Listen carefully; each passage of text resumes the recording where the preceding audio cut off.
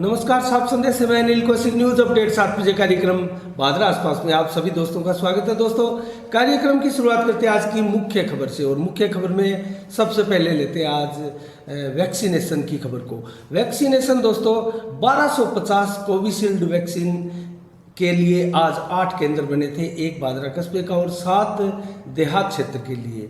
और उनमें से कोवैक्सीन के लिए 6 केंद्र बने थे, एक भादरा कस्बे का, जबकि 5 देहात क्षेत्र में। 900 वैक्सीन कोवैक्सीन की थी, जबकि 1250 कोविशील्ड की थी। तो कुल मिला के दोस्तों वैक्सीनेशन बम्पर हुआ है और कुल मिला के शांतिपूर्ण तरीके से वैक्सीनेशन हुआ है। एक चीज़ मैं वैक्सीनेशन को लेकर कहूँगा दोस्तों, आज हमारे पास प्रातः जब टोकन बांटे जा रहे थे तो एक गोरा देवी स्कूल का हमारे पास एक शिकायत भी आई थी और लोगों ने उसके वीडियो बनाकर भी भेजे थे।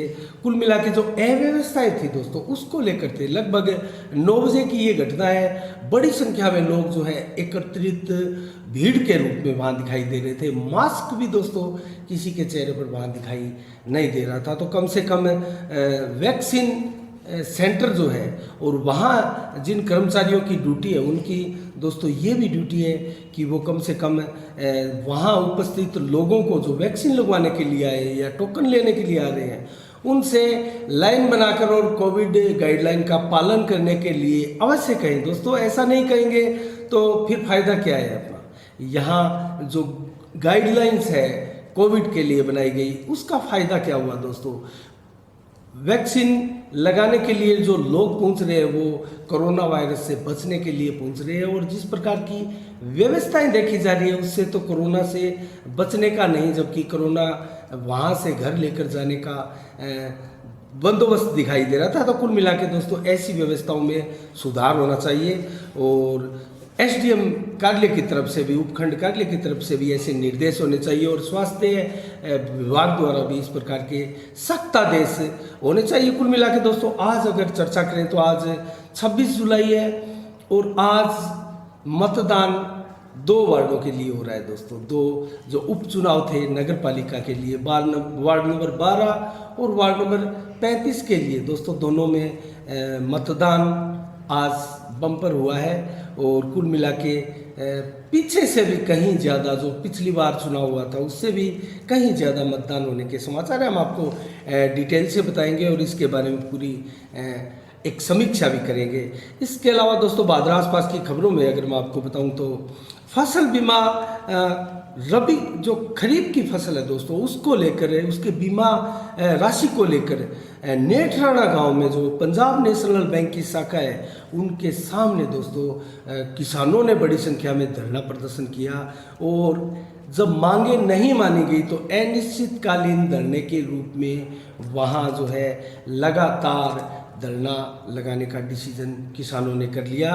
दोस्तों कुल मिला के उनकी मांग ये थी कि खरीफ की फसल का जो बीमा राशि है वो 2020 की अभी तक उनके खातों में एंट्री नहीं की गई। और सबसे बड़ी जो वहाँ शिकायत किसानों की दोस्तों आई वो देखने वाली बात है। और दोस्तों कुल मिला के ये चिंता बढ़ाने वाली बात है, पिछले 2 वर्षों से जो पंजाब नेशनल बैंक की शाखा है दोस्तों उसमें किसानों की पासबुकों में एंट्री नहीं की जा रही है। और एंट्री इसलिए नहीं की जा रही है कि अगर किसानों की पासबुकों में एंट्री कर दी जाती है तो खातों में वास्तविक स्थिति का पता लग जाएगा किसान को कि उनके खाते में फसल बीमा का कोई क्लेम आया है या नहीं आया है, उसके खाते की कंडीशन क्या है। तो दोस्तों कुल मिला के ये मामला गंभीर है और बैंक कर्मचारियों द्वारा पासबुक में एंट्री नहीं करना एक बहुत बड़े किसी प्रकार की गफलत को भी अंजाम दे सकता है। तो कुल मिला के दोस्तों मैं यही कहूँगा कि किसानों की जो मांग है वो जल्द से जल्द पूरी होनी चाहिए और किसानों ने पासबुक में एंट्री जल्द करने की मांग की है। वहीं जो खरीफ फसल बीमा राशि है दोस्तों वो भी जल्द से जल्द उनके खाते में जमा करवाने की बात कही है। और किसान क्रेडिट कार्ड, मुद्रा लोन का लाभ भी करीब 7 दिनों के अंदर अंदर अगर किसानों को मिल जाए तो किसानों ने कहा है कि हम धरना वापसी करने पर विचार करेंगे, अन्यथा हमारा धरना लगातार अनवरत रूप से जारी रहेगा। तो कुल मिला के किसानों की इसी मांग को लेकर डटे हैं किसान।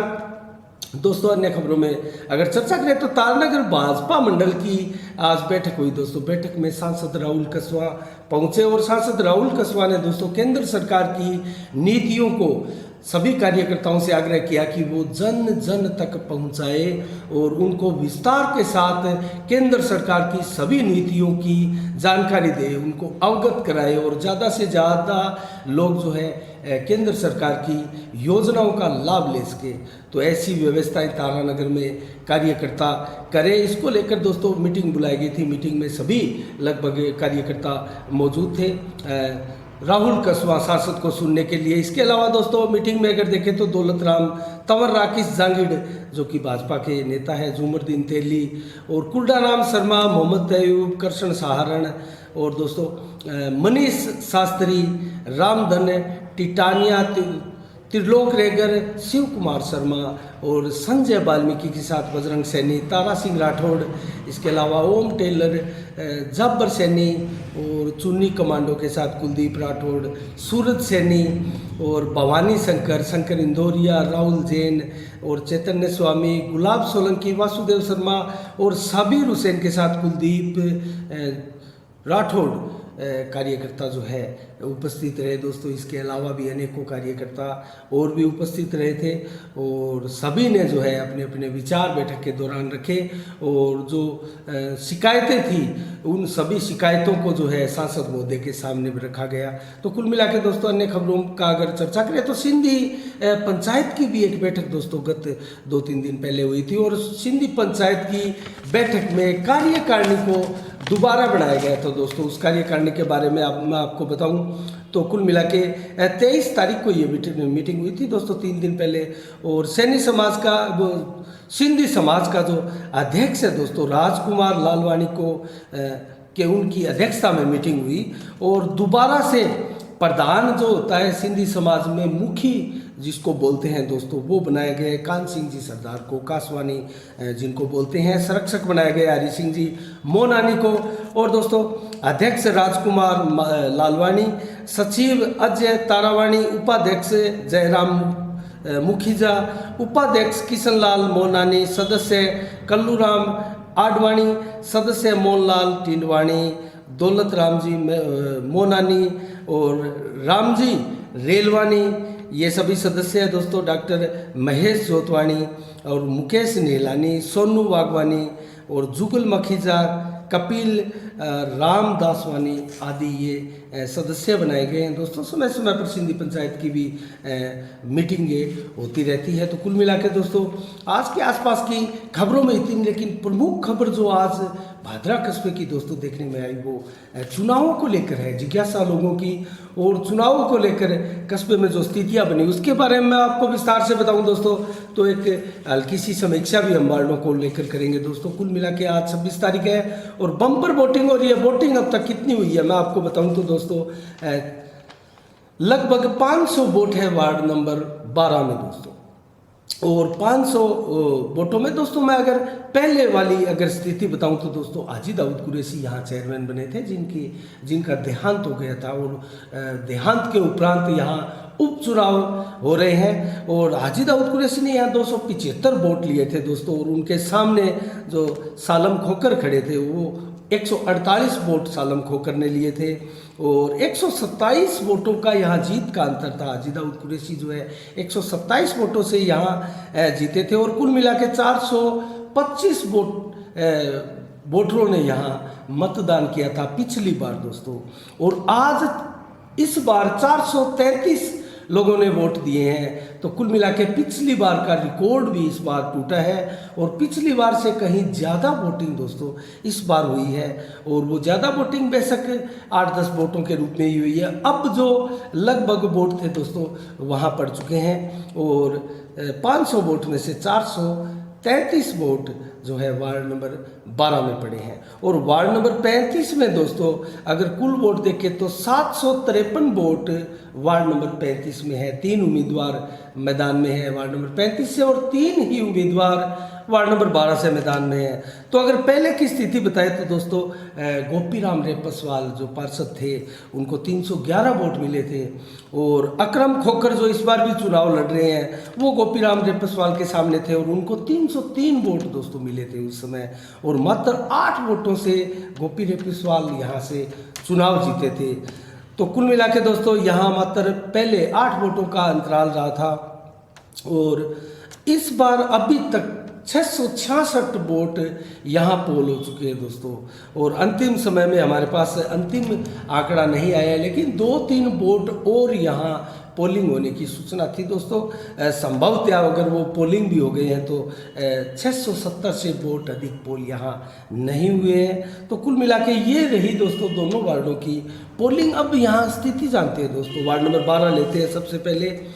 वार्ड नंबर 12 में दोस्तों जैसे कि 3-4 दिन पहले हमने भी आपको सूचना दी थी, अंदेशा भी जताया गया था, बशीर खां नारिका यहाँ बढ़त लिए हुए दिखाई दे रहे थे। लेकिन दोस्तों एक दिन पहले बहुत बड़ा घटनाक्रम हुआ, जैसी कि आशंका भी थी, अंदेशा भी था दोस्तों, क्योंकि दोनों ही खेमों के द्वारा यहाँ प्रत्याशी खड़े किए गए हैं। और दोनों ही खेमों के प्रत्याशियों का अगर आकलन करें तो दोस्तों रफ़ीक कुरैशी परिवार, जो हाजी दाऊद कुरैशी परिवार की तरफ से यहाँ जो है बशीर नारिका को उम्मीदवार माना जाता था, और वो उम्मीदवार दोस्तों यहाँ लास्ट में कड़ी टक्कर में फंसे हुए दिखाई देते हैं, क्योंकि दोस्तों उनके सामने जो 2 दावेदार यहाँ नदीम और बिल्लू सेवदा थे, उनमें किसी प्रकार का समझौता हो जाने की स्थिति के बाद में यहाँ इतनी बड़ी तब्दीली आई कि मामला कांटे का यहाँ बन चुका है, और चुनाव जो है एकदम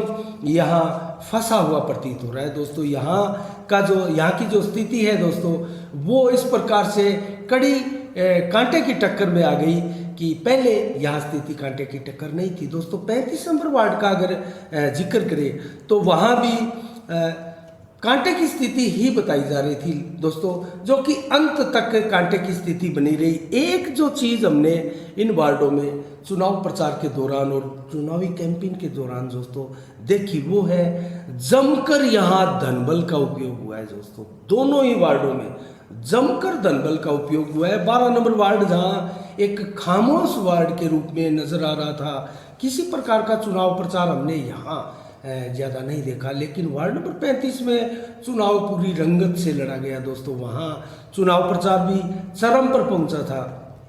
लेकिन दोनों ही वार्डों में जिस प्रकार से एक मारवाड़ी भाषा में दोस्तों चुनावों के दौरान एक बात कही जाती है कि यहाँ वोटों पर सपरे कर दी गई है। सपरे, उस सपरे का अर्थ दोस्तों यहाँ धनबल से है, और धनबल का उपयोग यहाँ धनबल की सपरे दोनों ही वार्डों में ज़बरदस्त तरीके से हुई है दोस्तों। अब वो दोनों ही खेमों द्वारा दोस्तों, हम किसी एक खेमे पर इसका आरोप नहीं लगा रहे हैं, दोनों ही खेमों द्वारा जमकर धनबल का उपयोग किया गया है। अब किसकी ताकत यहाँ कितनी ज़्यादा मात्रा में इस्तेमाल की गई है, यूज की गई है दोस्तों, इसका पता 28 तारीख को जब मतगणना होगी उसके दौरान ही सामने आ पाएगा। लेकिन कुल मिला के स्थिति अगर देखें तो दोस्तों पहले हमने स्थिति ये पाई की थी, दोनों ही वार्डों में दोनों ही खेमों को एक एक उम्मीदवार मिल सकते हैं, क्योंकि जिस प्रकार से वार्ड नंबर 35 में भाजपा खेमे की ताकत बढ़ी हुई दिखाई दे रही थी, वहीं वार्ड नंबर 12 में कांग्रेस या कुरैशी परिवार की ताकत वहाँ बढ़ी हुई दिखाई दे रही थी। लेकिन अंतिम समय में जो यहाँ चुनाव का खेला हुआ है दोस्तों, जिस प्रकार से धनबल का खेला हुआ है, उस धनबल के खेले में और भयंकर रणनीतियों के दौरान दोस्तों यहाँ जो स्थितियों में परिवर्तन आया है वो ये कि दोनों की दोनों सीटें कोई एक खेमा भी जीत सकता है। ये बहुत बड़ा अंतर है दोस्तों। दोनों की दोनों सीटें कोई एक खेमा भी जीत सकता है। वो दोनों ही खेमों में से वो एक खेमा कौन सा हो सकता है, इसको लेकर साइंस है, क्योंकि दोस्तों दोनों की तरफ से, दोनों ही खेमों की तरफ से जमकर धनबल का यहाँ उपयोग किया गया है। तो कुल मिला के ऐसी स्थिति में सही आकलन कर पाना बेईमानी होगी। लेकिन दोस्तों मतदान हो चुका है और किसी प्रकार के यहाँ मतदान पेंडिंग नहीं है और मतदान कितना हुआ है हमने आपको बताया है। जिस प्रकार से वार्ड नंबर 35 में 753 वोट थे और 666 वोट से अधिक का मतदान हुआ है, वहीं वार्ड नंबर 12 में 500 वोट थे और 433 वोटों का यहाँ मतदान हुआ है। और जो मतदान यहाँ दोस्तों बम्पर इसीलिए हुआ है, इन वार्डों में दोस्तों मुस्लिम समाज में ज़्यादातर देखा गया है दोस्तों 100% मतदान तक हो जाते हैं। और इस बार ये जो मतदान बाकी का नहीं हुआ लोगों का दोस्तों, वो कहीं ना कहीं कोई बाहर विदेशों में गया हुआ है, कोई इधर उधर गांव गया हुआ है, और जो वोट उपलब्ध नहीं थे दोस्तों वही वोट बचे हैं शेष है। बाकी इस कदर यहाँ दोनों ही खेमे जागरूक थे कि एक एक वोट को दोस्तों ढाणी से, गांव से, इधर उधर से, घर से, कोने कोने से निकाल कर मतदान केंद्र तक लाया गया। और इसीलिए ये मतदान जो है बम्पर हुआ है। आज देखते हैं बम्पर मतदान किसके फेवर में हुआ है और कौन वो सौभाग्यशाली खेमा होगा जिनके खाते में दोनों ही वार्ड जा सकते हैं और या फिर दोनों ही खेमों को एक एक वोट भी मिल सकता है। तो अब स्थिति क्या है दोस्तों, आज भाजपा की एक रणनीतिक बैठक भी देर शाम को होनी है दोस्तों।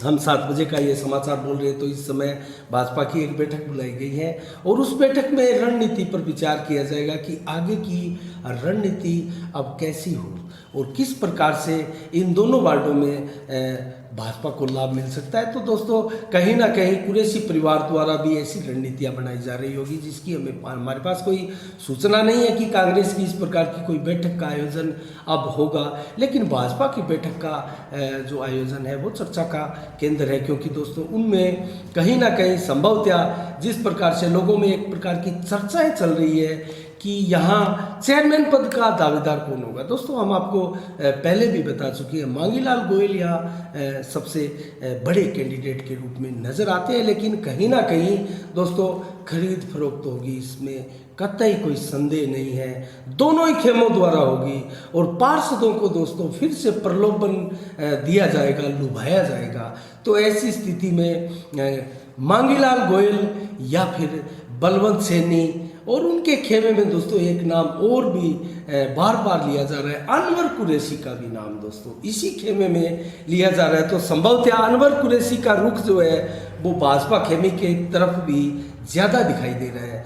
तो क्या दोस्तों ऐसे में कोई बड़ा खेल यहाँ हो सकता है, और वो बड़ा खेल अगर हो सकता है तो वो किस प्रकार का बड़ा खेल हो सकता है, स्थितियों पर नज़रें हमारी गड़ी रहेगी। और आज की बैठक में, भाजपा की बैठक में क्या चीज़ निकल कर आती है और किस प्रकार की चर्चाएं वहाँ होती है और कैसी बागडोर चेयरमैन पद के दावेदार को दी जाती है दोस्तों, किस प्रकार की हिदायतें दी जाती है। और 5 अगस्त को जो चेयरमैन पद को लेकर यहाँ चुनाव होने जा रहा है, उस चुनाव के प्रति किस प्रकार की रणनीतियों का इख्तियार दोनों ही खेमे करते हैं, कैसी रणनीतियां बनाते हैं और किस रणनीतियों के तहत दोस्तों वार्ड पार्षदों को लुभाया जाएगा, उनको बरगलाया जाएगा और भादरा के नगर पालिका चेयरमैन पद पर विराजमान होंगे, कौन होंगे, ये चीज़ें आने वाले कुछ दिनों में लगभग स्पष्ट हो पाएगी दोस्तों। पूर्वानुमान लगाना किसी प्रकार से ठीक नहीं होगा, लेकिन जिस प्रकार की परिस्थितियां हमें नज़र आती हैं उस परिस्थितियों को आप तक पहुंचाना, आपको बताना भी हमारा धर्म है।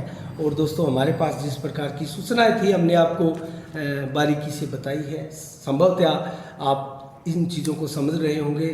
धन बल का जमकर उपयोग होगा, इसमें कतई संदेह हम व्यक्त नहीं कर रहे हैं दोस्तों। इसके बारे में अगर किसी प्रकार की स्टिक और पुख्ता जानकारी हमारे पास आती भी है तो हम आप तक जरूर पहुंचाएंगे। आज के 7 बजे के कार्यक्रम में दोस्तों इतना ही।